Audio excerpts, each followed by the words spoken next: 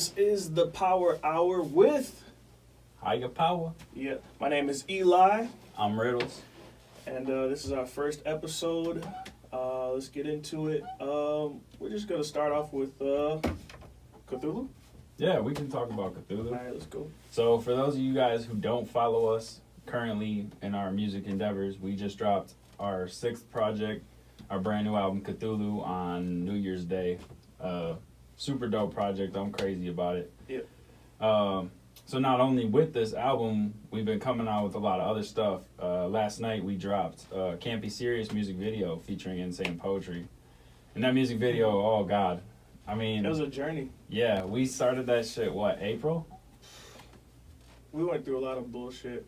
I mean, most of it was like learning, I guess. Yeah, super learning lessons. So it's gonna make music videos, a lot easier. And shout out to Insane Poetry for being part of that video and everything. And we actually got the opportunity to use a green screen. It's a really cool visual. I think it's something that you don't see often in, local Wisconsin music. Yeah. So that's cool. Make sure you go check that out. You can find it on our YouTube channel, which you might be watching this podcast on. You might not be. Who knows? But you can find that there. Yeah, we'll get the plugs into like Spotify and iTunes at a later time. No doubt. And you can also find our music videos, our music, our merch, everything at higherpowermusic.com. Part of our relaunch this year, we got a new website, full domain, and higherpowermusic.com is where you can find everything now. So yep, it's the way to do it. What's your most meaningful track on the album, Eli? What's the track to you that is like, wow, that's my shit? Shit. If you had to give a fan one track to give them an idea of the whole album. Well, it depends on the fan. Yeah, it depends on their energy. I guess I would just say 3. For me, would be Inside of Me. Probably Hands on Everything. Maybe Hustle. Oh. Yeah. I like that. I don't know. I agree with you where it depends on their energy because the album, I feel like it touches so many different vibes and so many different emotions and things. It depends what you get into for what I would show you, but I'll agree with Hands on Everything 1,000%. I think for my other 2 picks, I'm going to go with 4, to be honest, because Green Mist is a hell of a fucking intro, man. Yeah, I know. I get emotional on that one, dude. Yeah, dude. I the first time when you sent me the Final Masters and shit, and I put it on, bro, I started getting chills. I was like, God damn, because what we were saying just had me like, whoa. It was just and the way that it comes in with the storm and shit, and it gives you that vibe, you're in that. Yeah. I don't know if everybody feels the same way as we do, because we made it, but right. I would say Green Mist, Hands on Everything. I gotta put Into the Deep in there. Just because my verse on that track is, I still think, the best verse that I ever wrote. And I delivered it. And something I always kind of struggle with musically is delivery. And I feel like the way I delivered that verse was flawless. Okay. So I really like that. And my sister did a really good job helping us with the hook on that one. Shout out Cassie. And then,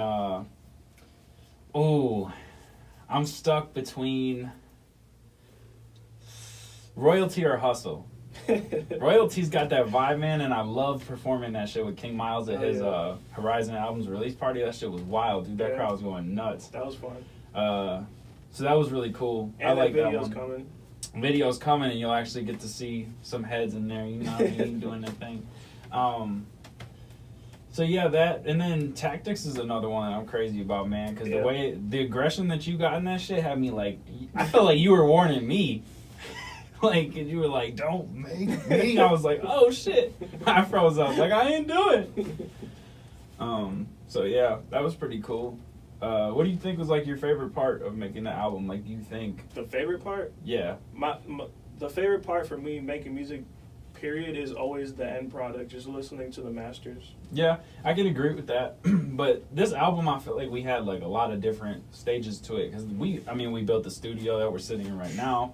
This took fucking forever. Years. Literally years. We dropped the vault in 2016, and I believe the first post that I had about Cthulhu coming, and we actually even had the artwork, was March or April of 2017. Yeah. It was early 2017 that we started talking about it. Mm-hmm. And I feel like I feel like it was a good thing and a bad thing. I feel like some people were getting impatient with it, and I feel like other people were excited that it was taking so long because it was building anticipation. So now when they hear it, they're like, wow, this is worth the wait, you know? But I think my favorite part of the album was once this studio was built, the way that we can make music now is just, it's at another level. And you were always saying to me, because I would get frustrated with having to wait on the studio, and you'd be like, bro, once we get the studio, everything will be way easier or whatever. And I was like, I don't see how it's going to be any different. We got studios in our rooms right now, you know what I mean? But actually having a place to come in and do the work and have nothing else but, excuse me, the music in here is like, it makes the difference for sure. Yeah, having that space for sure. Yeah. Just being creative and just having silence, you know what I mean? Yeah. I mean, it's super quiet in here and shit. All that soundproof. Most of the time. But, that was a fucking monster, dude. Like, I'll throw up the before and after pictures. Oh, yeah, like, for sure. we didn't have carpet in here. We had fucking tile. They had, like, 2 layers of fucking piece of shit drywall and, like, what was it, it was paneling. They had some bullshit paneling in here, dude. See, and honestly, obviously, I chipped in towards the end, but you, Sergio, and Tony really did a very big amount of the work. Shout out Sibs Music and T Woozy, you know what I'm saying? Yeah, we did a lot. I came in and helped with the ending products of it, like the soundproof and the paneling and some of the painting, shit like that. I didn't do much painting, but I was here for it. It was just, all it was like just going to work after work, basically every fucking day. Yeah, there was a lot of hours that you guys put in here, you know, that we all put in here, so I think it's worth it to have the finished product and everything. It's a good spot to have, and I think that listening to Cthulhu, you know, you can put that in with our album, like that is part of the album, was building this room, you know. Yeah. And now this room is useful for other things, such as the Power Hour. Yeah. Anything about the album that you got in mind? Well, if you're listening, just leave comments. Give us questions. Anything about the album that you guys are curious about. You know, anything like that. As of right now, no, not really. I mean, all of our features were excellent, man. They fit perfectly with us. Shout out to Underrated, Hayes, King ISO, King Miles, Cassie, Insane Poetry. Yes, Insane Poetry. Man. Shit, it was really great. Yeah. And especially Sibs Music. I mean, he put a lot of time into that production. You know how he is with his production. Yeah. He's real careful with it. Perfectionist with it, man, to say the least. And it's crazy because the other day I got a new phone and shit, and it hooked up my iCloud again, and it pulled, like, bro, my music from, like, 2012. I'm talking, like, the album. I'm not even going to say what the album was called because I don't want nobody to hear it. Oh, I think Don't even say it. Anyways. So, I was listening to some beats that he made on there compared to some beats he made on Cthulhu, and it's like, this man is, I'll go out and say it on a limb. I might be biased, but I think he's one of the best producers in the underground at the moment, just because of the way he is about his craft. And he's got his own sound, too. You're not going to hear a lot of beats that sound similar to what we have on our projects. Yeah. So I like collaborating with him, like the first 2 tracks was like I started it and then he just put all the arrangement together. Yeah. Like I like doing that with him. I'm probably gonna do more of that because I got like some old shit that I know I can give to him.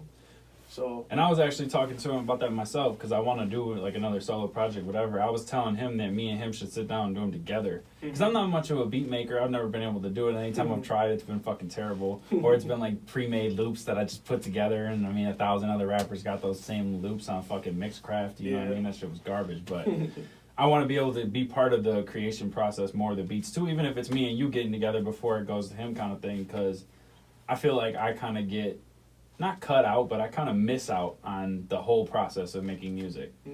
I don't want to feel like I just write lyrics and spit, you know what I mean? But having had the amount of work that Sibs put into Cthulhu, I mean, this dude is basically just as big of a part as Higher Power as me and you are. So, I mean, and obviously he's family to both of us, blood to you, and more than, I mean, I value blood and royalty, respect and love different than blood. So he's family to me as well, you know? Yeah.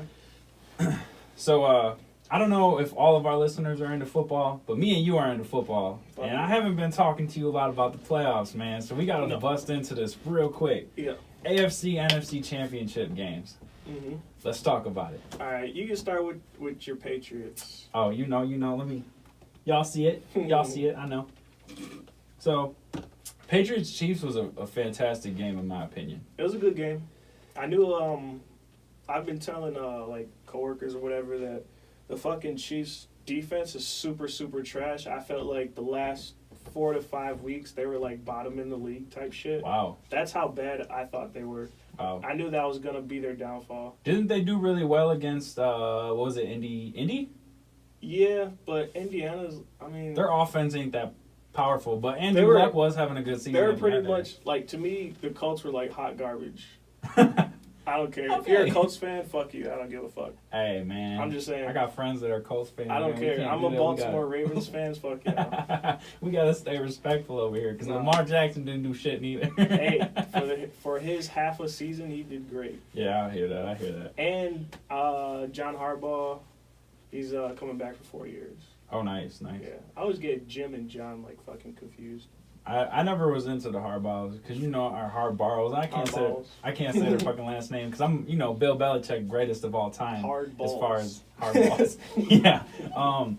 Anyways, so I thought the game was good, and there was a lot of people that were coming with speculations of the Patriots are paying the refs again, and fuck that. And I'll say this because I was watching the game with my girl and I was literally calling out shit and remembering it just so I know. Like, if you look third quarter, I think 12 minutes on the clock, bro, they grabbed Sonny Michel by his fucking face mask and drove him backwards, bro, and nothing happened. And I'm like, who's paying the refs today? You know what I mean? Like, I don't like all that cheating stuff. You know my stance on that. We don't have to get into that. Mm-hmm. But there was a lot of calls, and it's on both sides of the ball. Maybe the roughing the passer wasn't necessarily correct, whatever, but when Patrick Mahomes gives Tom Brady the ball with 2 minutes left, yeah, I was like, this is going to work out. My girl's like, there's not a lot of time. I was like, this is going to work out. And then, I mean, Patrick Mahomes surprised me, too, when he got the ball back and did that drive. He didn't surprise me. To take it to overtime, bro. There was less than a minute, bro. He's that dude. He's like, I'm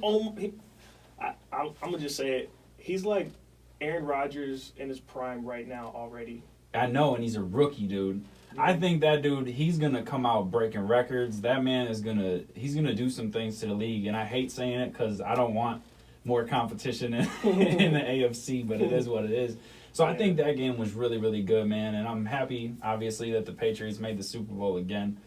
And I feel confident coming into the matchup with the Rams. But I don't want to be too confident, though. They do have, man, if Todd Gurley's injured, they're saying he's not coming out and saying it, but why would C.J. Anderson be getting the ball more than him at this point? Sean McVay was saying he's just going off of, I guess, like situation. Oh, okay. And if he feels like if he sees C.J. being more productive, C.J. Anderson's going to be out there, basically.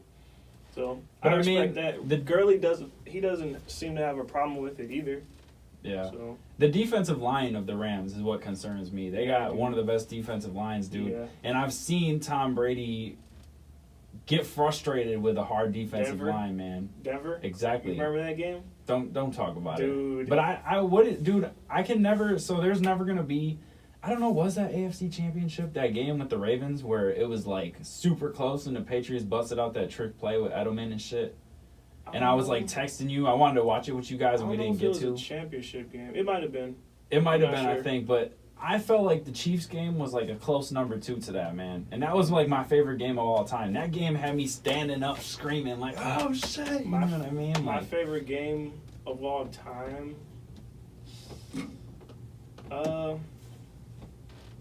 guess I'm still not over the Chicago Green Bay game. The first game of the season, like I think it was Sunday night. This season? Yeah, where Aaron Rodgers went out for like the half or something because of his knee, and they came all the way back and beat him by like 1 point. Damn. On like one leg. Ouch. That shit was. That was a good game. Yeah. I like that one a lot. But yeah, the man. Miami game against the Patriots was funny, too. Let's just, we can just back up off that. Why don't we just go back to the playoffs? Yeah. Let's just talk about how Miami is irrelevant and they didn't even make the playoffs. Yeah. Thank you very much. Also, for that Patriots Kansas City playoff game, I felt like I think the penalties were pretty even. Yes. Like to me they're very even. They missed calls on both sides. I don't see it wasn't like the fucking LA Rams and Saints. Right. Like and I was going to say penalty is the perfect transition word. Now, I didn't personally get to watch the NFC Championship game, so I'm going to let you run with this one. Dude. But I've heard and seen everything about this last play, and they're actually fining the guy for head-to-head now, but they didn't call it in the game. I don't agree with that. He had 2 penalties in one. It was pass interference and unnecessary roughness. Right. He slapped him in the head. The dude flew 200 feet in the fucking air. Like he was in the stands. Tommy Lee Lewis, he got wrecked. Yeah. That shit. So do you agree with the fine? Blown. Huh? Do you agree with the fine? I don't because care about the fine. I don't care neither, but I don't think he should be fined just because they didn't call it in the game. And even though that was a huge mistake and they should have called it, I feel like it's almost more of a slap to Saints fans that you're later going to fine this dude for the penalty, but do nothing to the game. Yeah, do nothing to the game. Don't take it back. Don't pull that fucking rule they were talking about Roger Goodell pulling. Yep. None of that shit, but you're going to fine the dude later. So then it makes it more obvious that was a missed penalty. So to Saints fans, I would be outraged. You know what I mean? I mean, most people like the Saints. I mean, most of us were super, super pissed off because it was so, obvious. But, I mean, that penalty, that changed the game for sure, in LA's favor. That that Drew Brees fucking interception, that was a huge mistake. I mean, Saints kind of let it slip through their hands because I think they had a 14-point lead. They did. I saw that, and I was like, I was excited because I wanted to see Brady Breeze. Yeah. You know what I mean? Yeah. Brady Breeze, that would have been cool. 2 older guys, cementing their legacies. I mean, yeah, they both have legacies as it is, but it just would have added more to it. I don't know. I'm not sure. Well, let me think about this because the NFC. To me, I don't think the NFC is as strong as the AFC next year. See, and that was the point that I wanted to bring up, actually. I wanted to get your thoughts on it, because the other day I was talking to a guy at work, and we were talking about how exciting the championship games were. And then he kind of brought up the point, I'm just ready for a boring Super Bowl. And thinking about it, I don't want to say all Super Bowls recently have been boring, because there's been close ones like the Patriots, the last Seahawks. 3 Super Bowls I remember being at Cody's crib, and everybody was going nuts because of the brawl at the end. It was crazy. Yeah. So stuff like that, but I think that the AFC and NFC championship games have been more exciting. And my thought process on this is maybe it's a difference in skill between the conferences. Not necessarily one's better than the other, but I feel like maybe one conference is more potent in other areas than the other, and it kind of makes the Super Bowls more of like a stalemate. I mean, there's some excitement there, but I feel like the conference championship games, you have the best 2 teams of that conference, head to head, and it's so close and it's nail biting. And then you get to the Super Bowl and it's a good game, but you just watch it. I don't necessarily feel like you get as involved. Maybe it's because you're trying to see who's going to make the Super Bowl, and that adds intense to it. And winning the Super Bowl, I mean, once you're there, it's got to be one team, so it's less exciting to the people. Yeah. Or I don't know what it could be. Yeah. But I kind of feel like championship games. Yeah. I guess. Yeah. For the Super Bowl. That's probably a good way to say it. Yeah, a little bit. I think where you said the AFC playoffs is more exciting, I think it's because the whole AFC mostly has more of a newer style of offense. Yeah. The NFC is kind of conventional. It's a good way to look at it too. Yeah. But I kind of feel like maybe the NFC is more defensively strong too. Because I mean, let's be honest. Like you said before, the Chiefs' defense is trash. The Patriots' defense, I've never found the Patriots as a defensive team. They've had good defense in the past, but a lot of their defense is just schemes. They got and how they operate. Playmakers. They got playmakers, and I don't know. It's just playmaking. They don't necessarily have a dominant defense. They never really had a dominant defense. Yeah. So it's just the plays that, you know. Yeah, I think a lot of I credit. I'm a Patriots fan, and I respect Tom Brady as one of the greatest. Yeah. I don't know if I would most say the accomplished. greatest. I'm going to say greatest means like accolades, and then best is talent and skill. Yeah. So Tom Brady would be the greatest. Well, okay, I could take that. But I'm going to credit Bill Belichick for a lot of that man's success, man. I want to see... I'm so big into Bill Belichick, bro. I like him a lot as a coach. I feel like you could take Bill Belichick, throw him on another team, and he's going to make that team just as successful. I want to see him go to the Browns.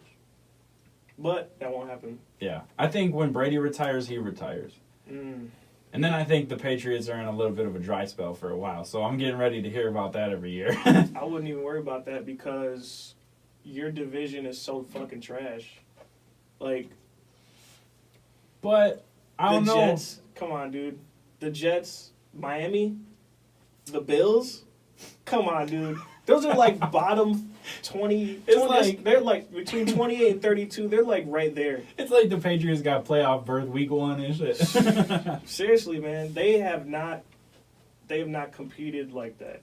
Yeah. I mean, I did mention Miami pulling off a win, but it's all about the playoffs. Yeah. So. Oh, and one question: do you think this was the Saints' like final chance to actually make it to the Super Bowl? Ooh. Yikes, that's a question and a half. I don't know personally, because I think they had a kind of a hot defense. I guess it depends who they keep. I don't feel like Drew Brees is going to be... I think it depends on the future of their quarterback. Because if they stick with Kamara and the running backs that they have, I feel like... I think Ingram... I think he was on his final year. I don't think he's coming back. Well, then I don't know. It might have been. It might have been close to it. You know what they need? An actual, like, real tight end like they used to have. And Jimmy Graham, correct? Yeah. I could see that. I think if they get that, and, of course, through the draft get, some defense again. But that's what I feel. I feel that the tight end position itself is so thin, dude. Oh, yeah, for sure. So thin. So it's like, good luck getting one of those. You know what I mean? Unless you're going to give up a really good piece.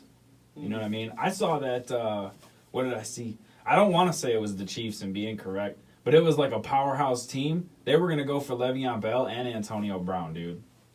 It was a powerhouse team, and they were going to get both of them. I mean, I doubt they could. Salary cap. I mean, they're both fighting for money, I think, in a way. I'm not sure what team that would be. I saw an article. I think it was Bleacher Report. I don't know how much I trust that shit. But I don't know. I don't read it. Yeah. I see it all the time, and I click it, and I look at it, but there's times where I felt like maybe that shit wasn't legit, and then other times I tell people that, and they're like, Bleacher Report is real, man. The last that I've heard for Le'Veon Bell as far as going to another team was the Jets. Okay. That was about it. But, I mean... I feel like either of them can go anywhere, because the Steelers are crumbling, and I love it, because I hate the Steelers. Yeah, I fucking hate the Steelers, of course. So, it is what it is, but... You know why I hate the Steelers, but I'm disappointed by them at the same time, because they had all that talent for so many years. Yeah. And they got nothing out of it. And that's what's wild, too. Mm-hmm. And I think I hear on, like, First Take and places like that, not necessarily First Take alone, but I hear that they sink a lot of money into keeping Big Ben. And I personally don't think Big Ben is that great of a quarterback. I think I would compare him to, like, a Phillip Rivers. Like, I would take Phillip over Big Ben. I would too, but I'm saying, like, he's just half-hearted all the time. Yeah, they're not like your standout quarterbacks. You know what I mean? They're good quarterbacks, they're reliable quarterbacks for the most part, but they don't produce. So it's like, why would you pay that much money? And we do live in Wisconsin, but I disagree even with the Aaron Rodgers deal. The deal? Aaron Rodgers is great, But you could have got Khalil Mack. You could have did a lot of things with that salary cap, but instead you gave this man. What was the deal? It was. Was it 100 mil? 100 mil over 10 years? No, not 10 years. I think it was like a 4-year deal. And 100 mil, right? Over 100. Yeah. Dude, you wasted so much money to keep a quarterback who is great, but gets hobbled often at this point. I think he's getting beat up. And I'm scared to say it, but I mean, I'm not an Aaron Rodgers fan nor a Packer fan, but I did enjoy watching like his highlights because it's good football. But I feel like he's going to get to a point where he's going to start turning into like a Favre, dude, like where he had like his like moments and now he's just going to start falling off. That's the way I feel about Aaron Rodgers. I feel like tons of people that we live with would disagree. I probably hear about it. I think getting rid of Mike McCarthy, having this new GM that is investing into the defense more, I think things will be a lot better for them. Like, when Chicago lost against Philly, I'm looking at that division, the Vikings, the Packers, Chicago, Detroit. I feel like if the Packers bounce back, which they probably will, and Vikings their chemistry is going to build, I don't think Chicago has a chance to go back to the playoffs. Whoa. Yeah. Even with their defense? Even with their defense. I never have faith in Trubisky, so that's I can agree with that's that. That's the main thing. But to use Aaron Rodgers as a segue, he's now part owner of the Bucks. Yeah. And I think that we need to mention as people from Milwaukee that Giannis Antetokounmpo is now making his third All-Star appearance, and he's actually been named the Eastern Conference captain. Yeah. That is fucking dope. Yeah. He got the most votes out of any player in the East, dude. Yeah. Giannis is what's going to take us, what I believe will take us to the finals. I mean, the East competition is starting to get a little more stiff in the NBA. I would say because you got like the Pacers. The Pacers now they lost Oladipo, so I don't count them in shit. Oh yeah, that's right, dude. His knee, he's that. fucked. Was it dislocated? I don't know what it is, but he's done for the season. Yeah, they put a towel over it when he was on the court, so they didn't want him to look at it. So it obviously didn't look really good. Yeah, So well, never mind. Pacers. I count the Pacers out. Is it the Raptors? Are they? Yeah, Raptors. Yeah, Raptors. I get the Raptors and the Trailblazers. Mixed. I don't know why, dude. Well, maybe it's the colors. It's the colors. It just fucks me up, so I never know if I'm saying the right team, and it's crazy because I watch basketball. Yeah, Raptors, maybe Boston, but to me, Boston doesn't have chemistry right now. No so chemistry. I feel like they're overloaded. They don't know who to play, when to play them right now. So maybe that coach is not such a big genius like everybody thinks. Yeah, I think I don't know if the Bucks make the finals this year. They do have the best record in the NBA currently. But besides the record, it's just how they're beating people. Yeah, and I don't know if they'll make the finals this year. I think they're gonna go to the finals. But I think they make it. We got stuck at the first round the past 2 years. I predict that we make it at least to the second round, if not to the Eastern Conference Finals. As far as the Bucks getting out of the East, I don't know. I feel like we're still missing one piece, man. I'm excited that I never was crazy about Brook Lopez, but now that he's with the Bucks, he's balling, dude. That dude is. How many big men you got that are just hitting threes unless you're Dirk? You know what I mean? He fits. Yeah, he fits in there very well. But to me, the Bucks this year and last year is night and day. Their style is just way different. Yeah, they're just way better. They're a 3-point team now. They kill in the paint. Their defense is pretty good. And let's just bring up the fact that we dubbed the Warriors at Oracle. Yeah. Ouch. That was nice. Nice. It was without Boogie, but I wanna see the Bucks versus the Warriors, cause if the Warriors lose, oh fuck these bandwagon fans, bro, for real. I hate bandwagon fans. Yeah. But I don't know, man. I just want to see the Bucks get far, man. Because I want Giannis to carry this team to new heights, man. I really do. Yep. And I think I don't know what I mean. Giannis wants to bring a championship to Milwaukee, period. But I don't know what. Like, let's say that happens in the next 2 to 3 years. Like, what is he gonna do after that? True. Type shit. He said that he wants to stay in Milwaukee. He's got no intentions of leaving Milwaukee. He's got a new stadium. Milwaukee's building like a motherfucker. I think it's a little bit scary how fast they're building because like the economy's supposed to crash. Yeah. Like we're overdue type shit. Yeah. I feel like he's in a good spot to become that big player to be our franchise guy for a long time, and I hope when his deal is up, which I think is not this year but next year. I'm not sure when it is. I think he had 4 years off a rookie. Is it 4 or 5? One of the two, but I think he's got a year left after this season. I would just hate to see him go somewhere else, but I don't see him having interest in going anywhere else. Because they were talking to him about the Lakers, and he said in an interview, like, he's absolutely really not. competitive. Yeah. So he... Like he don't train with other teams off season, none of that stuff. I saw that. He was talking about that. Yeah, I like that. Me too. Like, it's super rare nowadays. But I've heard, like, I was listening to a lot of... I'm huge into First Take, man. I love First Take. And I was listening to it, and they were talking about how that could be limiting to him, though. But there was two sides of it, obviously, because they debate. Mm-hmm. One side was saying it's limited to him because he can't get better practicing with the same people all the time, which I don't really agree with. Oh, I see what you're saying. And then they were saying that it's better for him because he's not showing his opposition his tricks. Mm-hmm. So it could go either way. I guess it's strictly off opinion. I'll add a third to that. He may not be training with current NBA players, but he's training with former Kobe. NBA. Yeah, so he's getting better without doing that. Yeah, he doesn't. I wouldn't do it. Yeah. Like, fuck everybody. And on First Take, too, also one last thing about the Bucks for me. They were talking about, it was the other day, actually. I want to say it was Thursday or Wednesday. They were talking about how we should trade Bledsoe for Mike Conley. Nope. No? Nope. Mike Conley's way more injury prone. Oh. Mm-hmm. See, I'm not too familiar with Mike Conley, but they were throwing out a lot of stats. He's great. And to back that up. I mean, he's good. And they were talking about how he fits the scheme just a little bit more than Bledsoe does. I think he's a little bit longer than Bledsoe. That's what they were. I think they brought that up because the length that the Bucks have as is, Mm-hmm. But I'm not breaking this chemistry that the Bucks have right now. Yeah, they do. Not. They talk about trading Middleton maybe or re-signing or something.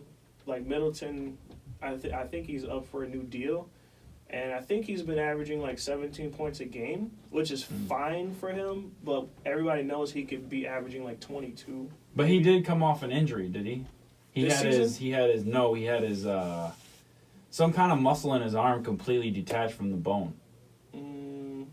You're gonna crack up, but I actually heard about it on 2K. Oh. I was playing 2K and they were talking about an injury he had a couple seasons. It was either a season or a couple seasons ago, but he came back. And I think he got injured this season for a little bit, and he started coming back sparingly, but I don't know. I'm probably gonna try to keep Middleton. Like I said, like every time I watch Middleton, he's got a little bit of that Kobe in him as far as how he shoots. The way he shoots, the step back jumpers that he has, that's 100% Kobe Bryant, the way he does it. So I think I don't know, I would try to keep him, but we'll see what happens. I really hope another player we don't lose is Brogdon. I love Brogdon, man. I like Brogdon. There's something about him that, I don't know, he's kind of like, I don't know if he's slow. Like he ain't that quick or something. He's got really good defense, though, too. So not only is he can be offensively explosive, he's got defense. I think he's so mental that his emotional doesn't even come out, and that could, like, hinder him a little bit with his play. So, I don't know. He's hit some big threes, too, earlier this season. I don't mind having Brogdon come off the bench or whatever. Yeah. Well, so that we don't turn the entire power hour into sports here, we should segue back into music. Yeah. So we can talk about Boogie and his new album. We obviously have different opinions on that. We kind of hit that a little bit off air. If you're not familiar, Boogie is an artist on Shady Records. Interscope, Shady. He's got a Shady deal. Same shit. And we've been waiting for his album for a super long time. We've both been really crazy about his song Self-Destruction. That shit goes super hard. There was a couple shows we were leaving from, bumping that shit, getting hype. We were waiting for this album for all this time, and it came out. And it's not necessarily maybe what we were waiting for. It's a lot of slow songs. I didn't mind it. I kind of like it because it's different. I don't feel like there's a lot of hip-hop that comes out with that style these days. So it was something that I enjoyed hearing, but I kind of feel like it wasn't the hype and the bangers we were looking for. There's a couple in there, like I like Rainy Days with Eminem. That song is really good. I like Self-Destruction, obviously. Yeah. Silent Ride, I like it. You don't, but nope. Yeah, his album. I liked it. For me, it wasn't for me. It was like you said. It was kind of slow. I only heard it once, so I don't have like a full opinion. There's a few tracks that I like too. The Soho. I liked part 2 of that. Skydive. I always liked that one because I was at the end of Boogie's Self-Destruction video. I think I like it because I like the vibe of it. Yeah, that's not me. It's kind of relaxed. And it's different. That's what I like. It's just different. It's not the same. It's different, for sure. I give him props for it being a little bit different because, but I feel like him as a rapper is just, for me, is just better. Way better. He's way stronger in that. He doesn't have a bad voice when he does harmony or singing, so I'm cool with that too. But it's, to me, I guess the topics and the pace of the album is just not for me. I mean, everybody's going to have an opinion. Yeah. If y'all heard the Boogie album, comment on that. It's Everything's for Sale is what it's called. So if you haven't heard it, maybe you just go and give it a shot. If you don't even know who the fuck Boogie is and you're completely out of this conversation, I guess it is what it is. He's from Compton. He might call it Bompton, but that's speculation. Yeah. He's a good ass artist. Like, overall, he's a great artist though. Yeah. I think he's got potential if he comes out with projects in all different energies. Because if he's one of those artists where every project's going to be different, then he's definitely an artist to start to watch.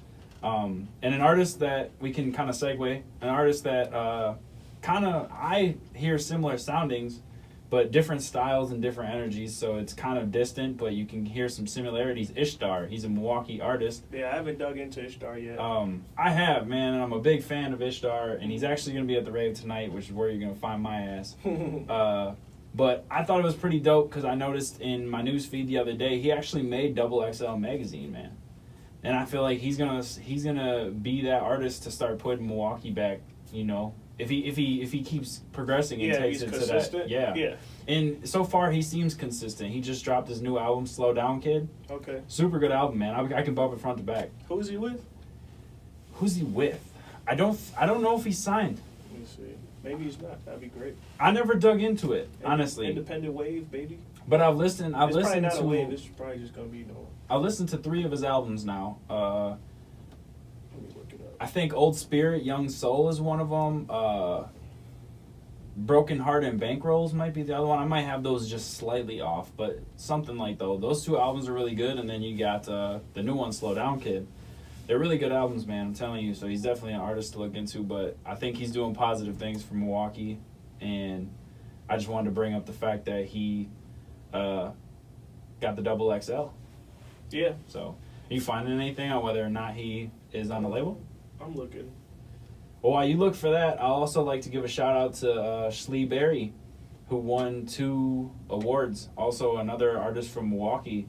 Won 2 awards. What was it? Best Female Artist from Shepherd Express, and 88.9 gave her Project of the Year. I don't think it was female artist. I think it was artist, period. Are you sure? I think so. Oh, I didn't mean to do that. I don't know. If it wasn't female artist, I didn't mean to put female on it, cause I think it was just best artist, period. Well, that's even more dope, man. Yeah. Definitely. Yeah, shout out Schlee Berry. Her project is fucking phenomenal. Yeah. My favorite track is Favorite. That shit is dope. I actually think I seen on a post that that's like a general favorite of a lot of people. Yeah, well, the one that she said people are really into was damn, how's it go? It's the more street one that she has.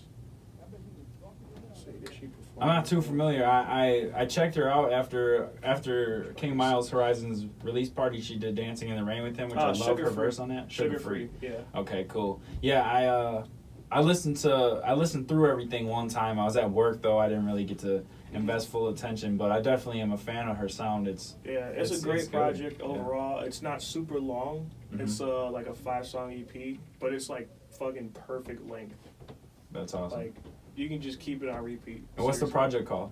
It's called Parallels. Parallels. Yeah. Definitely. Yeah, I'm gonna have to go listen to it again because, like I said, I just put on her top songs on iTunes, or Apple Music, I guess would be proper, and then just let it play. And I was at work, had headphones in, wasn't looking at my phone, didn't get to know track titles and shit, so I can't really give too much. Yeah. But shout out to her for winning those awards. Congratulations. Don't know if you're gonna listen or not, but if you are listening, this is dope because you get to hear, the shout outs. Yeah. And the other artist that I started listening to was Nile. Nile? Yep. He was at the Planets Collide release party, right? Yes. Okay. He did Synergy. He had a show, I think, Thursday night at the Miramar. Okay. I seen a video of him performing Synergy. Shit was fucking buck as fuck. Oh, shit. It was dope. Like, Synergy is probably one of my favorite tracks off of his project, too. Yeah, that's nice. Like, he's a nice artist, man. I like that we started digging into a newer and fresher scene because we're hearing of a lot of artists that we didn't know about, man. Yeah. And there's so many good artists out there that I feel like you miss out on. Mm-hmm. Put all your eggs in one basket kind of thing. Yeah, I'm definitely digging into more of this scene and just Milwaukee artists in general. It's just, they're getting better. Yeah. So I feel like Milwaukee itself is going to start to be put on the map, which is why I like, artists like Ishtar and Schleeberry and Webster X, King Miles, artists that are starting to build something big and are going to start to get to that quality music. Next level of, eyesight. Mm-hmm. More, bringing more eyes to Milwaukee, the city itself, and not Wisconsin as a whole, generally. Mm-hmm. But actually, some of them, I believe King Miles is in Appleton now. He's from Milwaukee, but so maybe Wisconsin as a whole, but Milwaukee music in general, like 414, created music is starting to be on a rise. You know what I mean? We got some monsters out there, man. So. And Ishtar, it says Ishtar/Empire. Okay. So like a joint deal, maybe. Oh, okay. Which is always good because people, if you look at artists like Russ is actually, J. Cole went platinum with no features, and Russ is actually the second artist to do that. So he's also done that, no features, and went platinum. And he's with Columbia, but it's not Columbia, it's Russ/Columbia. So it is a joint deal, and he doesn't give them all of his money, whatever. So yeah, that's good that he's on a joint deal because that man's going places, man. I'm an Ishtar fan, dude. It's kind of, I don't mind being a fanboy when it's time to be a fanboy, you feel me? So no, we're all fanboys, man. So but yeah, so I'll be at the Ishtar show tonight if anybody, well, I guess you won't be listening to this because it's coming out at 6. So, shit. Just to take a quick break from everything, I want to say fuck US Cellular. Oh, yeah. Terrible phone coverage. They did you pretty dirty. Did me extra dirty. So, if you're currently with US Cellular, go to T-Mobile and have them buy you out. I don't want to see you on a US Cellular commercial in 4 or 5 years. Hey, I'm going to be honest. If the bread's right... if they're going to throw me a little bit of money, I'll make a US Cellular song. I'll put some subliminals in there or something. But yeah, they did me fucked up. But I'm with T-Mobile now, and I haven't had an issue with service, period. So yeah, it's pretty fresh. So I just wanted to put that in there. It's obviously not great content, but fuck US Cellular. Everybody, if you're with them, get bought out and leave now while you can. Yeah, while you can. I'm with Verizon, so... I wanted to go there, man, but yeah, they don't buy out anymore. It's unfortunate. Very. So what do you think? Let me ask you a question. Okay. If you had to fly somewhere to a city, Miami, if you had to fly right now, would you go on a flight right now? With this shutdown shit? I mean, it's supposed to come back. Oh, you're talking about the government shutdown? Yeah. I actually got an email from Yahoo News this morning saying that the Democrats won, and after a record 5 weeks, they're back. Yeah, so the government is not shut down at this point? Is that the truth? Well, Trump has to sign the shit. I don't know if he signed it last night, but as of last night, they said that the Democrats are winning. Yeah, they said that, but this signing, I think, is temporary. It's Okay. not a complete fix, because he Well, was only that bitch Trump. He was only gonna sign it if the wall was gonna be built. Okay. Jesus Christ. Yeah. I actually So are you flying? Would you fly? would I fly? Or would have you? Would you have flown? I don't think I would, but honestly, I probably would have, because I wasn't even thinking about how there's no airport security without the government. I would have just got on the plane and learned my lesson later. I got you. So, and I didn't like, I flew to Arizona at the beginning of last year, and I didn't like the vibes of the plane itself, man. Everybody's so quiet. Everybody's kind of watching each other. Everybody's fucking scared. Yeah, and it gives me an anxiety, because I'm like, somebody on this fucking plane is sketchy. You know what I mean? I'm trying, like, it was my first flight, so I'm trying to get used to the feeling of being on a plane. Yeah. 2, I'm trying to, like, feel out these vibes, because you got people, like, looking at each other all funny and shit. You don't know what's going on. I wasn't a fan of flying, but I don't mind flying. So I would probably fly with ignorance of what was going on with the politics, because I don't dig into politics. Which is actually funny that we're speaking about the wall and shit, because we're doing a collab for King Miles and shit, and my first 2 bars is it goes like, don't politic like I wait for a wall. Between me and rappers, no racism, y'all. And I just put that in there because there's something in the hook about not doing politics. So I thought that shit was pretty cold. But yeah, no, I'm glad that the government is maybe gonna come back, but I really don't care, because I feel like anybody you put in the office is gonna be a puppet, and they're just gonna. Well, I mean, they say what they want to do and they don't do it. That's my bit with government. Sometimes it's just some shit affects others, differently. Yeah, and I'm not saying that it's okay for Trump to be in office, because it's not. Because the way he is about immigration is absolutely unacceptable, bro. Yeah, you're tearing kids from families, man. Mm-hmm. And there might be people that are Republicans that are listening to this, like, whatever. Yeah, fuck you.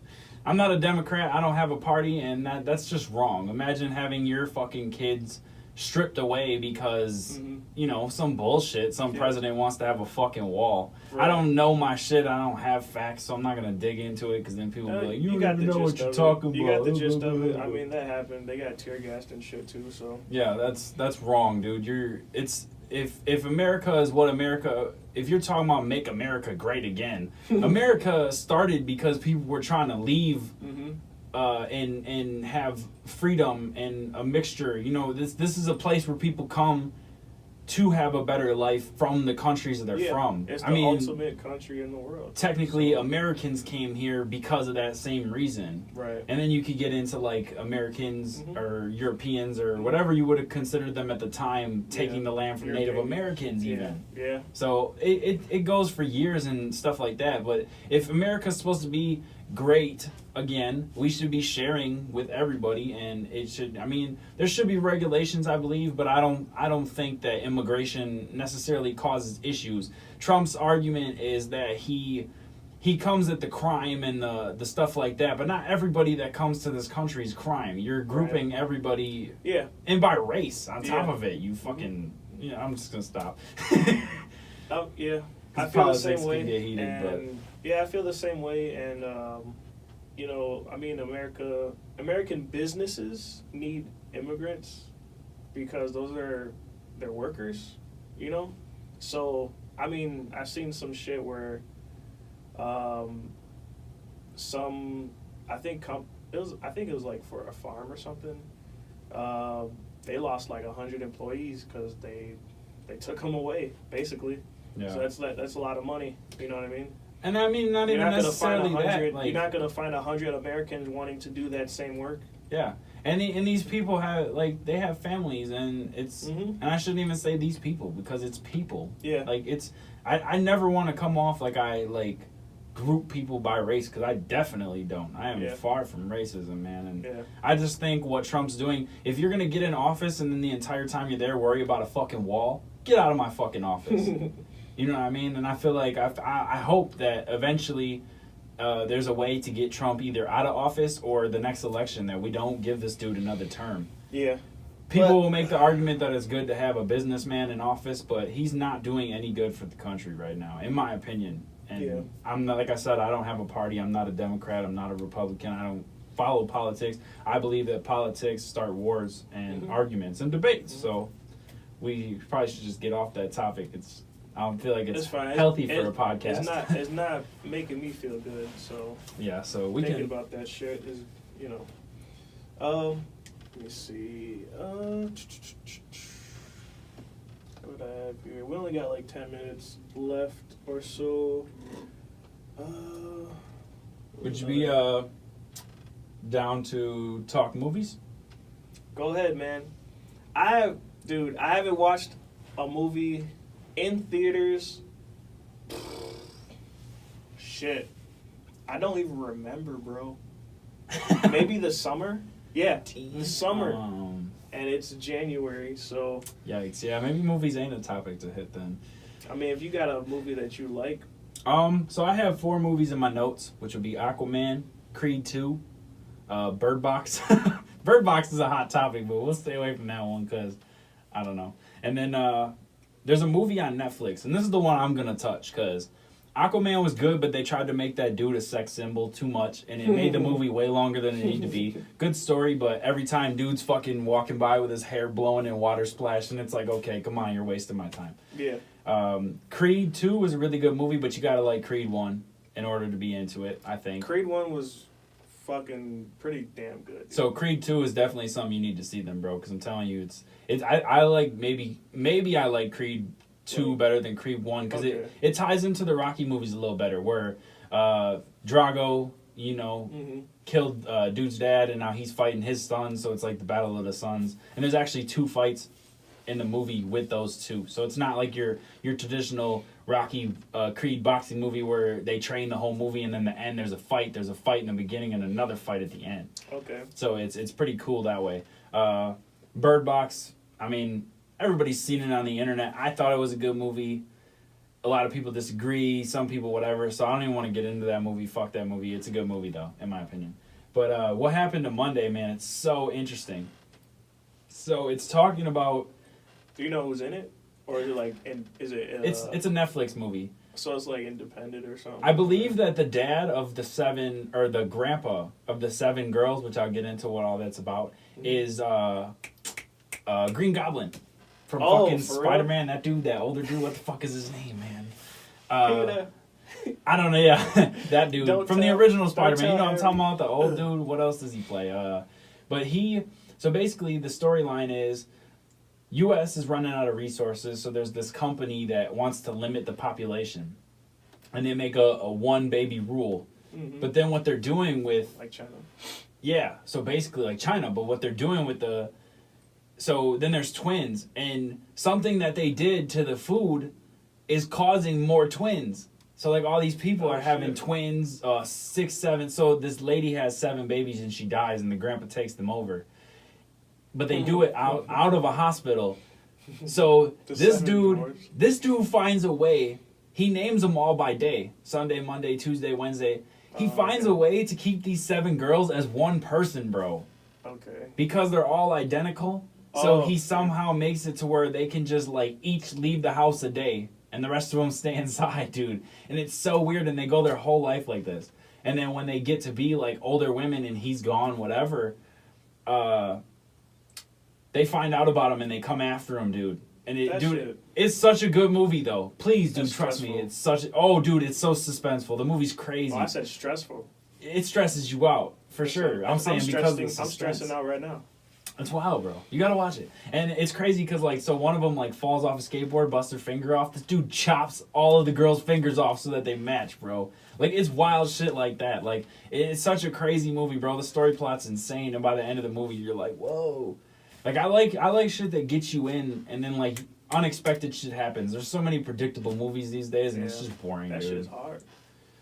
So, but yeah, that's all I'll talk about for movies. So make sure if you got Netflix, you check out What Happened to Monday, because I think it's a great movie. Yeah, I think I haven't seen that Kevin Hart movie yet. With the where he's taking care of that guy. Mm-hmm. I haven't seen it neither, but it's supposed to be the #1 movie in America right now. I don't even know what the fuck it's called. I might go see that for my birthday. Oh, okay. I might. Okay. We got a Valentine's Day baby in here. Oh yeah. Sometimes I forget that shit. The baby of love sitting right across me. Look, he even wearing red. It's funny because I'm total opposite. He ain't got no love. Maybe that's why, because you get mad that you got to share your birthday with love. Probably. But shit, I want to throw out a quote. Oh wait, let me talk. get this. Let's do the quote towards more. We got a few minutes. We can. Let's do the quote at the end, just to give people something to think about. Sure. Yeah. All right. So I read this on CNET for Twitter earlier. I'm just gonna read it. Walmart. Yes, this is about Walmart. Walmart this week was awarded a U.S. patent for a new listening system for its stores that could raise serious privacy concerns from its shoppers and workers. So check this out. According to the filing, the system would capture a variety of sounds in the store to figure out employees' performance and effectiveness at checkout. Okay, for instance, the system can be used to capture beeps produced by a scanner and the rustling of bags at checkout to find out the number of items in a transaction or even the number of bags used. More alarmingly, the patent mentions that the system could be used to listen to guest conversations to determine the length of checkout lines. Additionally, the sound sensors can capture audio of conversations between guests and an employee stationed at the terminal. The system can process the audio of the conversation to determine whether the employee stationed at the terminal is greeting guests. What do you think about this shit? I think I don't want to do my grocery shopping at Walmart anymore, or I'm gonna be at the checkout silent as a dude. Everybody's okay. Walmart is just gonna be quiet as a bitch. Yeah, what? If people find out about this, when is it supposed to start? Is it like a legit thing? Like they have it passed, or are they fighting it because it's privacy issues? Let me see if there's an update on this shit. I think it's already happening. Let me see.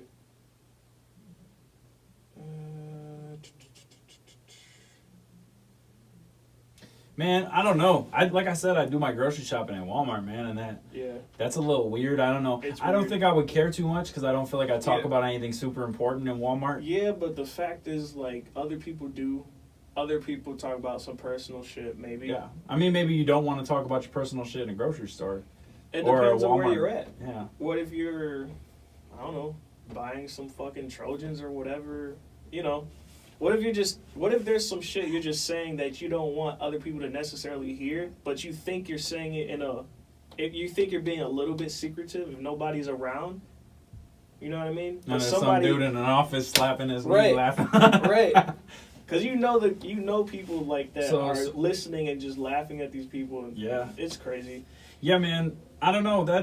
Is it creepy? It's creepy. It's creepy. I don't like anything that tends or that listens to you or taps in. Like but Alexa and shit? Yeah, but at the same time, bro, if you look at it this way, dude, we don't even know. Our smartphones, dude, could be doing this shit already. Mm-hmm.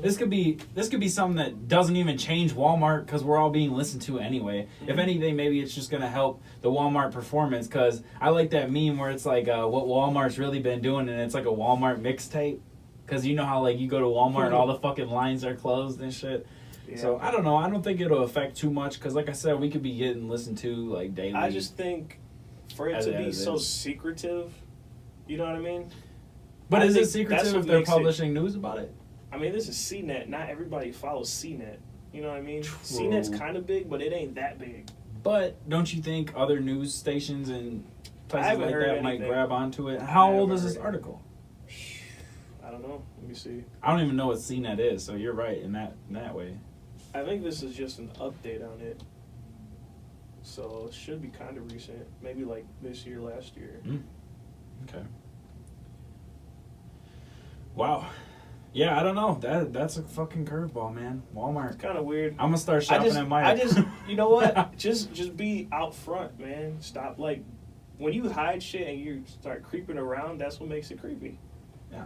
Just be out front. Or why don't they have it? Why do they have to be sound where it's gonna pick up conversations? That's what I don't understand. The beeps, you could scan that off. Just the you can have a scan counter. Yeah. Like you could, every time something gets scanned, it should make a number on the computer. If you have data. Why you need to hear bags rustling? Right. What the fuck does that tell you? A fucking customer could be sitting there bagging their own shit. Like that don't tell you what your employee's doing. So, and then to listen to people's conversations is, to me, outright wrong. I don't know how many people talk about personal shit at a checkout line. Actually, it's actually funny. I was in Walmart and there was this lady like just putting all her business. She was on the phone. Mm-hmm. She was snapping about her baby daddy being in jail and trying to call her a bad mother, but he's in prison and all kinds of shit. And she's like yelling this into her kid's face, and I was like, this is fucking Walmart for you. Yeah. But that type of shit to be heard would be like, man. It's just creepy to me. Like, why are you planting these little bugs to hear us talk? Yeah. It really doesn't do you much good. You know what? I'm pretty sure restaurants do this though. At like your tables. But you know those little screens where you can swipe your card and shit? Like B-dubs? Yeah. Okay. B-dubs, anywhere. But like, I'm pretty sure they have listening devices there because people talk shit about the food while they're at the restaurant if it's not up to par. Because I fucking do. I do too. If Everybody I does, bite dude. something, I'm like, or if something's cold or something's like just lukewarm, I'm like, oh, this shit's not even hot. They ain't getting no tip. Fuck this shit. Yeah, you know imagine like if the waiters and waitresses have fucking earpieces and they hear what you say and you're like, this bitch is taking forever, and all of a sudden she just comes over and you're kind of like, ugh. That's weird. Yeah, I mean, I think. Another fuck Applebee's. They're fucking trash. The last 2 times I've been there, they're fucking trash. Don't ever go to Applebee's, dude. Service is just horrible. Yeah. Usually the food was okay. But the last time we had food there, it was trash. It was fucking... it was garbage, dog. I was so mad. I went into... What? I want to rewind, because he comes in and goes, another fuck you? Fuck Applebee's. Like, he just segued back to my little U.S. Cellular. Yeah. That shit was funny as fuck. And then on top of it, are you sure this wasn't just an Applebee's location?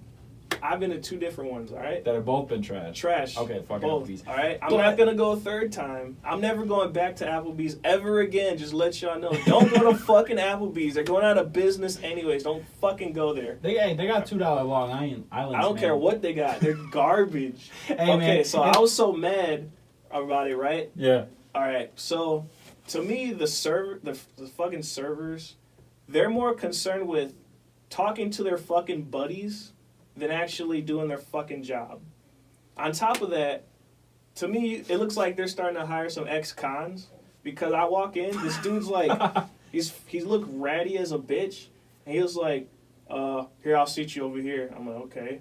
So then we go to a booth. The booth seat is tore up. Like rats have been through the fucking seat, bro. I'm like, what the fuck is this? I'm like, I should leave right now, but I didn't. I was like, fuck it. I'm just going to go to a different booth. I went to a different booth, and then a lady came.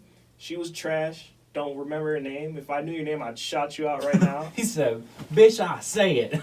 Fucking trash. I think her name was Jessica. Fuck you. Oh, well, don't throw her name out there. I don't give a ain't fuck. Sure. You're trash. That's speculation. What if there's a Jessica that works at Applebee's and she puts her hard work, blood, sweat, and tears into Applebee's? People know when they don't work hard. Yeah. All right. And they know when their business is shit. So anyways, the food was like lukewarm. It wasn't hot. And you know what I said? I was like, I turned towards the little scanner shit. I was like, at least this food could be fucking hot. I bet they're listening to us right now. So then they brought some food out because it was like all you can eat, whatever. And I tried something different. I was like, maybe I'll try something different. It was hot, but it was still trash. Damn. It was hot garbage. You know what I did on my Maps app? I went to the Maps app to like leave a review or whatever, and people always look at your Maps app or whatever to find reviews. Because when I did go into it, it was already like 1 star. Oh, wow. Out of the 5. I was like, oh shit, I should have looked at this first. Yeah, actually, then, that's funny you talk about reviews because Alicia uses Yelp. Yelp, yeah. She's on Yelp all the time. Yeah. Everywhere we go, she's like, Yelp says this, or for movies, some Rotten Tomatoes thing. Yeah. I don't know how that works, but she always looks at that. Yeah, there was comments on there like, I usually don't do this, but the service was so horrible, I really had to like actually log in and actually do this shit. So I was like, damn. So I went to report this location or whatever, and I guess there's a spot in there where you can actually say this is not the location that it is. Like this is not Applebee's. This is something else. Okay. So I changed that to the city dump. I reported it as the city dump. Nice. I like it. Yeah. Actually, for my take on Applebee's, I ate Applebee's on my 10th birthday, and it was one of the worst birthdays I've ever had because I ate one of their burgers, and I got food poisoning and puked my entire birthday. Holy shit. So that was wonderful. So I didn't eat Applebee's all the way until recently, dude. And I was going on Applebee's to, forgot for what, but I finally went back to Applebee's. For like years of me saying fuck Applebee's, dude. I went back and I actually liked it. However, now that you're saying that, I'm remembering a time that I went to Applebee's and I was seated, never got menus, and sat there for an hour. What? Or like 30 to 40 minutes. I don't know if I was drunk or what, but like I was sitting there for a while and I was finally like, fuck this. And I went up and I was like, can we have menus? And is somebody coming to serve us? Oh, that's right. That's the response I got. Oh, that's right. I was sitting at Applebee's for hours and I just remember that shit, dude. My Because God. I was heated. I was tired. I was falling asleep. It was like 1 in the morning. I was just trying to eat some grub. Yeah. Yeah, man. So Too bad for them. fuck Applebee's, I suppose, right? Yeah, I'm never going back. You could have paid me to eat their shit. I'm done with that shit. I mean, to be honest, I could eat Taco Bell every day, so I don't need none of these restaurants. Yeah. But and I meal prep trying to lose weight, but I fell off this week, bro. I've been maxing hella shit. The only got thing 20 I eat more pounds to consistently go, maybe man. is breakfast. That's kind of consistent. Well, lunch is too. Oh, speaking of breakfast, bro, I've been trying this fucking. Did I tell you about the coffee, the protein coffee? Mm-mm. So Herbalife products or whatever. I got a connection to some Herbalife, so shout out, y'all need Herbalife, hit me up the plug. What is Herbalife? It's like healthy shit, basically. But they got this protein coffee. High protein coffee. It's got 15 grams of protein, some other shit. Anyways, it's been the most phenomenal fucking breakfast, dude, that I've ever had in my life. And I'm not necessarily just having that because I'll eat an apple too. But I've never been a big breakfast guy. If I eat a big breakfast, I get sick. Oh. So I stay away from it. But this coffee, man, you put 8 to 12 ounces of milk and you put 2 scoops of this shit. It comes in a bag. And you use one of those blender bottles with the ball and you shake it up and then you drink it. And I mean, you can do water or anything. Super good, dude. It tastes phenomenal. It doesn't taste like shit like most protein shakes. And it's been waking me. It's not only woke me up and gave me energy to go to work and have throughout my day. It keeps me up. I'll drink this shit at 5 in the morning, bro, and I'll be up at 10 o'clock. Like, maybe it's time to go to bed. You know what I mean? Like, it's awesome. Like, I feel like awake and I don't feel as groggy, and it's actually being so awake and having energy has helped my mood. And I had it for like a week, and then I ran out of it. Oh. And then this week has been terrible for me. And I'm about to get it again on you Sunday. depended on it, man. I'm about to get it again on Sunday. And I think it's going to, if it makes me feel better again, bro, I will never not have this shit for my morning. It will be a routine. It will be a routine, legit. It's kind of expensive, but I got a plug on it. So you know what I think about like routine shit? Some people don't do that because they think, well, what if one day I don't have it? It's like, how realistic is that though? It does fuck up your day, dude. If you do create a routine for yourself. No, I mean like if you, how realistic is it that you're not able to get your hands on some kind of caffeine? It's not necessarily caffeine. I don't even know if there's caffeine in that shit, bro. It says coffee, right? It's a high maybe there is caffeine. That's probably what it is. I don't really drink coffee too much anymore. I think it's the protein, more or less, for all the energy and everything, bro. Because I it's drink- healthy. It's not an unhealthy product. I drink matcha tea. Matcha has the same shit, like mental sharpness and all that. Oh, okay. It's good. Just, add some honey or whatever, or sugar. Yeah. I think it's actually good to have, like, a morning routine, man. Because for a while I was just waking up, trying to get in the shower and go to work. But now with this coffee, I've been waking up earlier than I have to go to work. having this coffee, sitting down, enjoying myself, maybe playing some 2K, maybe looking at some music stuff, some submissions or something for us, you know, doing something that I can do in the morning before I go to work, and then I feel like I'm not just waking up and having to go to work, wasting my day there. I feel like I actually got to accomplish something. And I think having the accomplishment and having something that makes me feel good from the jump of the day has been helping me, and I like that. So yeah. I think having a positive routine for yourself is good. And I was actually listening to this other podcast. I'm blanking on the title right now. There was a guy on there that he's like super successful, and he's like a mentor and a coach for people that are looking for success. And he was talking about waking up and either getting in the ice cold shower. He's rich, so he said like jumping in a cold pool. I was like, yeah, we all have cool pools, motherfucker. Or he was saying to splash your face with cold water, and he was saying that 30 seconds of that and then something warm. Do something warm shower, something like that. He said the splash of cold wakes you up, shocks your body into your highest performance level. And I thought that shit was interesting as fuck. But then he said where people mess up is they do that and they don't do something warm, and then you get sick. So I was going to try it, but I keep forgetting it. But I'm like, that would be interesting as hell to maybe shock your body into to waking up and being at its peak. He said peak performance level from waking up. So I was thinking about trying that. That's something I thought I'd just put in because I heard it on another podcast, so why not put it out on the Power Hour? Yeah, I mean, to take like a cold shower or some shit's always good for your blood. But I don't know, routines are... You can try their routines, but if it don't work, just try something else. Yeah, for sure. Like I've done I'd go to the gym in the morning, and then come home, shower, and when I'm rinsing off, I would turn the water to cold. Oh.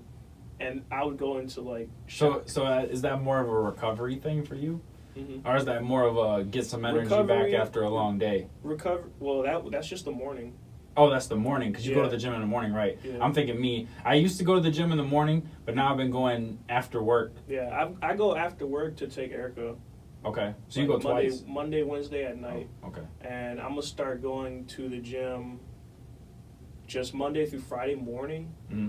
And the weekends are, no, fuck that. And that's something else. Weekends. That's something else for people who don't go to the gym. Mm-hmm. I recommend to start going to the gym, man. Yeah. Because, I mean, you know where I was, man. 2 years ago, 2016, I have a picture of me from, like, Halloween of 2016, bro. Yeah. I was fat as fuck. Yeah. I was, like, 280 pounds or some shit. I'm 220-something now. I want to get down to 200, so I still have a little bit of weight to go. But I've been in the gym for, like, 2 years. And yeah, that's 2 years and the amount of weight I lost, that's not much. But it's not weight that's coming back on. Right. It was lost slow and it was lost proper, in my opinion, and I don't think it's coming back. But not even just the weight loss part of it. People think you only go to the gym if you want to lose weight. That's wrong. Right. I've noticed that being in the gym helps you mentally, man. I struggle with like a lot of shit, depression, anxiety, etc. And if you're in the gym, I stay positive as shit. And I realized this because I was in the gym from the end of 2016 all the way up until like November or December of just 2018. Mm-hmm.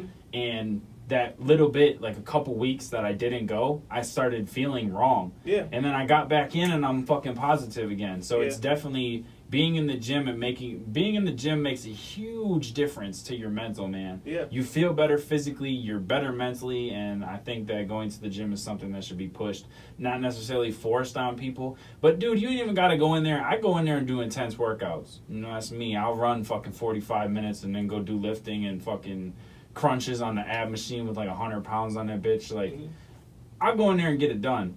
You don't have to even do that, man. If you just went in there and power walked for 30 minutes and got a good sweat going or pedaled on a bike a little bit, I feel like any type of activity in general. Yeah. And shit, if you don't want to pay a gym membership, do like fucking 20 burpees, 10 push-ups, and 10 sit-ups in the morning. Yeah, there's plenty of shit you could do at home. Without the gym. But I like the gym because... Without equipment, too. Yeah, I like the gym because you don't have to invest in equipment. Yeah. So it's a win or lose. For me, I'm just working on building more energy for myself so I can like go from 6 a.m. to midnight. You know what I mean? Yeah. So I can just be up that whole time and just try to be productive. That's my whole thing. I do want to get bigger, but that's going to take more energy, you know. So it's like, I don't know if I should try to get bigger. I'm just going to try to get more cut up for now. Yeah. That's what I just want to cut all this weight, and then I want to maybe build a little bit. I've always wanted to lift, but I'm not super educated in lifting and like lift routines. Mm-hmm. There was this app that I found though that gives you every day, it gives you different lifts to do, and I was thinking about doing that. But that's kind of hard to do at a gym that I go to Planet Fitness. That'd be hard to do at a place like Planet Fitness because they don't necessarily have all the free weights that you could do the lifts with. They have a lot of machines that can get those same muscles, but I don't know if I'll be able to find the routine in the app the way that I'm looking to. But I want to cut the rest of this weight too, man. When I hit a solid 200, I think I'll look good, I'll feel good, and then from there I can build the muscle. Yeah. Because I feel like, honestly, a lot of my weight currently isn't fat. My visceral fat is like a 6 right now. And my body fat percentage is like, it went back up, but it was under 30 at one point. Okay. And that's not great, but yeah, it was high at one point in time. I don't know what it was. I don't even want to know what it was, but I've definitely improved health-wise, but I want to cut the rest of this weight, then I want to get some muscle. Because I feel like that's the way to do it. I was listening to Joe Rogan's podcast, and he had, I want to say it was Conor McGregor's, like, not nutritionist. I don't know what the fuck his title is, but he helps him with his workouts and his fucking... Trainer? No. Personal trainer? Not in a sense, but he does his food, he does everything, and he was explaining... He broke it down into fucking scientifical words of, like, body fucking functions that I don't even know. Yeah. But he was basically saying you can't lose weight and build muscle at the same time. Yeah. He said you can tone, but you can't do both at the same time. And I think that's maybe where I fall at a standstill because I was always trying to do both, and you can't do that. So I'm going to try to cut the rest of the weight, then put the muscle on. Yep. That's good. I don't spend a lot of time in the gym either. Yeah. 30 minutes, I'm out. But those 30 minutes, you better work your ass off. Yeah, I spend a little more than that, maybe like an hour to an hour and a half. But that's because I spend 45 minutes, 30 minutes on the treadmill. Right. You know what I mean? Right. And then I'm going to go do everything else. Mm-hmm. So I spend a little bit more time in there, but it's not ridiculous. And I actually want to get back into kickboxing, dude, because... Yeah. And is that every day for you for the gym? I do Monday through Friday. Monday through Friday. If I'm going normally. This week I didn't go at all, and I was maxing all kinds of shit. It was fucking terrible. But I'm about to get back in there and do my thing, so it should all come back. So. All right, you want to end with that quote? I mean, we're over an hour, but shit. Well, we'll just we can hit that quote, and then we have one final thing that we should probably do. So this motivational quote, we thought it was a good idea to just kind of hit you guys with some motivation and something to think about, whether you're going through a tough time or you just want something to stay positive and stay pushing forward. So this quote, I found it online. I just Google quotes and hit images and find all those like fucking memes and shit. This one says, sometimes when things are falling apart, they're actually falling into place. So if you're going through a hard time right now, just keep in mind that eventually everything will start to work out and things will be a little more positive. Yep. What you're going through is temporary, so stay motivated, stay pushing forward, and find new things that can help you build positivity and help you change what you're going through at the time. So yeah, and always just try to find that lesson that you can learn out of the negative shit. Because every pain comes with a lesson, and you can always better yourself. Don't feel like you're stuck in what you're going through, because what you're going through is not a life. What you're going through cannot define your life unless you allow it to. Right. I feel like if you sit in it and you dwell on it and you feel like you'll never get out of it, you won't get out of it. But if you realize that maybe it's what's supposed to be happening and what's going to lead you to where you're trying to get to, it'll be, you can turn negatives into positives. It's all your mind frame. Yep. And just don't let it drag you down. And if you really do struggle with negative shit that happens and you can't get over that kind of shit, please see somebody. It could be a chemical thing or a confidence thing, but just try to stay positive about everything. It's a mindset. Yeah. For most normal people, I guess it's just a mindset. No doubt. So I'll lay out that quote one more time so that you guys can take a second and think about it. Sometimes when things are falling apart, they are actually falling into place. So that's that quote. So one last thing before we, hit you guys with the website and all that kind of shit and get out of here for the first episode of the Power Hour. Thank you for listening if you made it this far. So it's not something we want to talk about. It's not something that we wanted to hear that happened, but we lost a supporter this week. So we just want to say real quick, rest in peace, Sandy. Yes, and we rest want in to peace. take a 10-second moment of silence before we wrap up and get out of here. So.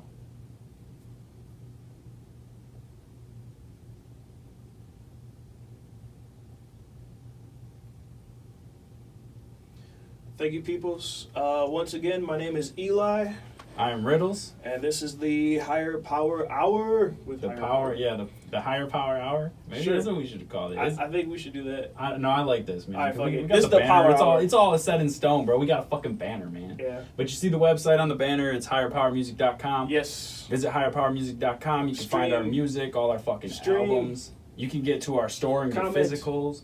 Stream, comment, share, Follow. everything. You know what I mean? Like. Go on there and get the merch, man. That's one more thing. We gotta talk about it. The merch, man.